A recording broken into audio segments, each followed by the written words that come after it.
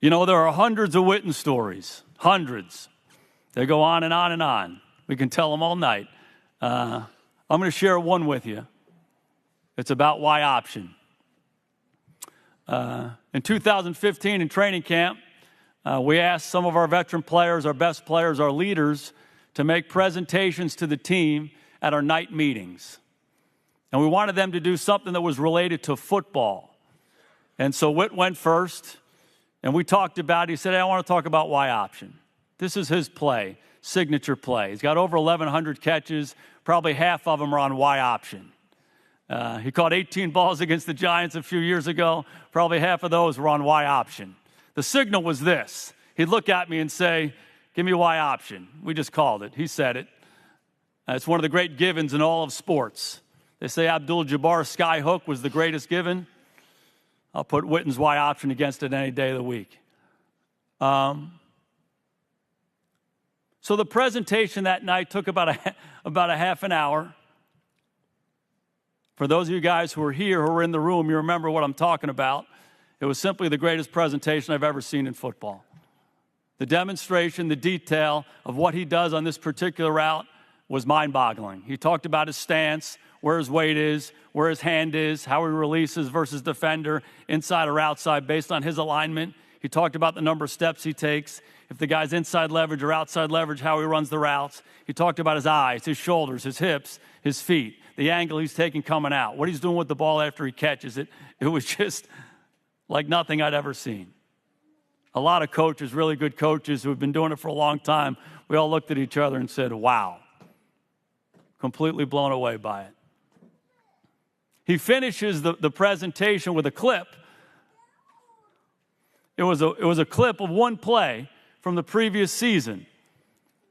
We played Detroit in the playoff game at our stadium, and the situation was 4th and 6 with just over 6 minutes to go in the game. We were down by 3. We're on the plus 42-yard line. And so we said, we're going for it. This is the play of the game. We called Y option. Detroit plays two-man. Two-man means they're going to rush 4, have 2 deep safeties, and all the cover guys can play underneath their man because they got help. If you look back on it, Y option is probably not a great call versus two-man. If you run Y option 100 times versus this look, 95 times the option is to break out. So Witten, who knows this play better than anybody on the planet, gets up to the top of the route. He feels the defender sink underneath him and play to the outside. He puts his right foot in the ground, gives a little head nod, circles back inside. Romo moves, delivers a strike between the 8 and the 2. Witt turns up the field, 21-yard gain. 6 plays later, Romo to Terrence Williams for a touchdown, the game winner. So Witt takes the next couple minutes talking about what he saw and what he felt. It was great. But then he stops, and he says, I'll tell you why this play really worked.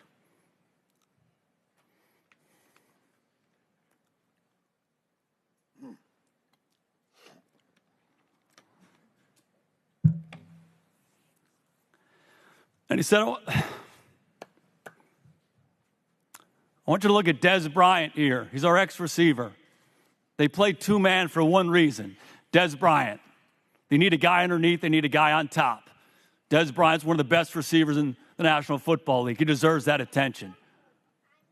Then he talked about the offensive line, Tyron Smith and his set, and how he used his hands and where his eyes were, and how he punched and scratched and clawed and fought. He talked about Ron Leary, our left guard, Travis Frederick, Zach Martin working inside, working together, passing things off, scratching, clawing, fighting until the end of the down. Talked about Jeremy Parnell, our right tackle, his set, and how he was battling to somehow keep the rusher away from Romo. He talked about Cole Beasley and Terrence Williams taking outside releases, turning the defender's eyes away from him and running the safety off so he'd be isolated. He talked about DeMarco Murray, his protection assignment, running a swing, get that linebacker out of there so I can break inside. Then he talked about Romo, the greatness of Romo, his toughness, mental toughness, physical toughness, his instincts, his awareness to kind of hang in there with him. The guys that were on the bus together in 2003 from the hotel to the facilities. It all came alive on 4th and 6. Romo slid, threw it between the 8 and the 2, and he went. So it struck me that this play, his signature play, where he made it at the critical moment, he didn't make it about him. He did what he always does. He makes it about everybody else. He made it about the team.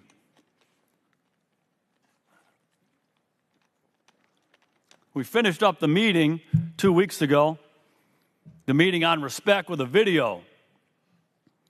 And in that video, we shared that commercial. You guys remember it, that Nike did for Derek Jeter when he retired? It introduces Jeter. He gets in the batter's box. He's digging in, and John Lester, the pitcher for the Red Sox, pulls his hand off the ball and tips his cap to Jeter. And then for the next 90 seconds, they show everybody tipping their cap to Jeter. New York City firemen and policemen, Yankee fans, Red Sox fans, Yankee players, Red Sox players, luminaries from all across New York and all across the sports world tipping their cap to Derek Jeter. And I was sitting in the front row as we were watching this video as a team, and all I could think about was Jason Witten. And all I could think about, if you want to earn the noun respect at the end of your life and at the end of your career, do the verb respect in everything you do. In everything you do. So on this retirement day for you, Whit, I want to tip my cap to you. And I'd encourage everybody to tip your cap to Jason Witten and show that respect to him like he's done for all of us. The other thing that I'm going to do, though, on top of tipping my cap, is one of the things I'm most privileged to do. I've done it hundreds of times when he's come off the field and in so many other settings. I like to sneak a jab in right to his chest. I like to do that. And the number of times I've said, hell of a job, Whit. Hell of a job, Whit. On the field, off the field, that's what he's done. So when you reflect back on these 15 years and your 35 years on this planet, you've done a hell of a job. And we've all been really privileged to be a part of this journey with you. Thank you for being who you are, for what you've done, for setting the standard that you have. I love you very much. I'm going to miss you.